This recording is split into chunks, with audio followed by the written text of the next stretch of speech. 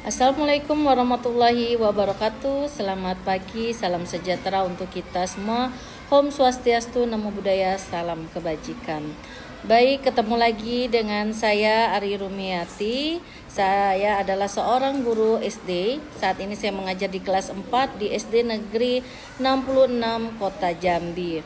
Nah, pada kali ini saya akan mencoba menjawab pertanyaan pada tugas 2.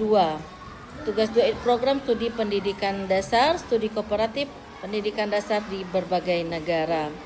Nah, kali ini saya akan membahas tentang artikel yang telah saya pilih, yaitu jurnal yang saya pilih yaitu Elementary School Education Journal, jurnal pendidikan dan pembelajaran sekolah dasar yang sudah terakreditasi Sinta 2 dengan penulis Denny Adiputra pada tahun 2018.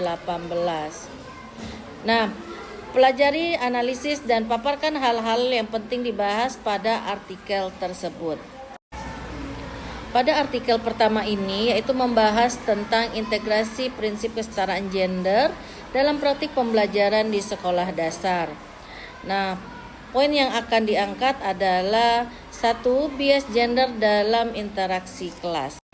Penelitian ini mengungkapkan bahwa sering sekali tanpa disadari seorang guru itu lebih memperhatikan siswa laki-laki ketimbang siswa perempuan. Hal ini membuat siswa perempuan menjadi kurang aktif dan kurang percaya diri. Yang kedua yaitu stereotip dalam materi ajar. Nah, buku teks yang kita gunakan di dalam kelas terkadang masih membuat gambar ataupun narasi yang stereotip. Misalnya siswa laki-laki bekerja sebagai dokter dan pilot, sedangkan perempuan hanya sebagai ibu rumah tangga ataupun sebagai perawat. Hal ini juga membuat atau memperkuat persepsi peran gender yang sempit di benak anak-anak. Nah, yang ketiga yaitu pembentukan persepsi anak. Di sekolah dasar merupakan fase kritis dalam pembentukan identitas dan persepsi sekolah anak. Ketidaksetaraan yang terjadi di sekolah akan terekam dan diinternalisasi, yang kemudian mempengaruhi cita-cita, bidang studi, dan perilaku mereka di masa depan. Yang kedua, keterkaitan pembahasan dalam artikel tersebut dalam pengalaman saya sehari-hari di sekolah sebagai seorang guru. Dalam pengalaman saya mengajar, isu yang diangkat dalam artikel ini sangat relevan. Saya pernah menyadari bahwa dalam diskusi bersama siswa di dalam kelas, yaitu tentang sains, siswa laki-laki cenderung lebih dominan menjawab dan bereksperimen. Sementara sebagai siswa perempuan lebih memilih untuk diam dan mencatat. Artikel ini membuka mata saya bahwa ini bukan sekadar masalah kepribadian, tetapi bisa jadi mempengaruhi oleh bias yang tak terlihat. Sejak itu saya menerapkan sistem panggil acak dan secara proaktif memastikan setiap kelompok diskusi memiliki pembicara perempuan dan laki-laki yang seimbang. Saya juga berusaha memilih cerita dan contoh dalam mengajar yang menerapkan perempuan sebagai ilmuwan dan laki-laki sebagai seniman. Untuk melawan stereotip sejak dini, upaya kecil ini sebagaimana disarankan dalam artikel terbukti mampu meningkatkan kepercayaan diri dan partisipasi siswa secara lebih merata.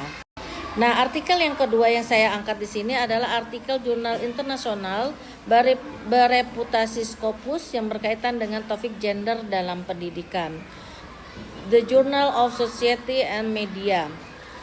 Penelitian ini membahas ketidaksetaraan gender yang persisten di lingkungan belajar, di mana siswa laki-laki dan perempuan sering menghadapi harapan, peluang, dan perlakuan yang berbeda. Fokusnya adalah dalam kesetaraan gender dalam konteks pendidikan inklusif di SD dan SMP. Hasil penelitian menunjukkan adanya perbedaan yang signifikan dalam partisipasi, dengan laki-laki mendominasi dalam kegiatan olahraga dan anak perempuan lebih terlibat dalam seni. Selain itu, ditemukan juga perbedaan sikap guru terhadap siswa berdasarkan gender. Artikel yang terindeks Scopus ini memperluas diskusi dengan menempatkan kesetaraan gender sebagai elemen kunci untuk mewujudkan pendidikan yang inklusif. Beberapa temuan kuncinya adalah gender sebagai bagian dari inklusi. Pendidikan inklusif tidak hanya sebagai menyertakan anak berkebutuhan khusus, tetapi juga tentang memastikan lingkungan belajar yang adil dan setara bagi semua gender. Ketidaksetaraan gender dianggap sebagai penghalang utama bagi terciptanya inklusivitas. Yang kedua, pola partisipasi terpolarisasi. Penelitian ini menginformasikan adanya pola partisipasi yang sangat terkait gender. Siswa laki-laki mendominasi area yang dianggap membutuhkan fisik dan keberanian seperti olahraga.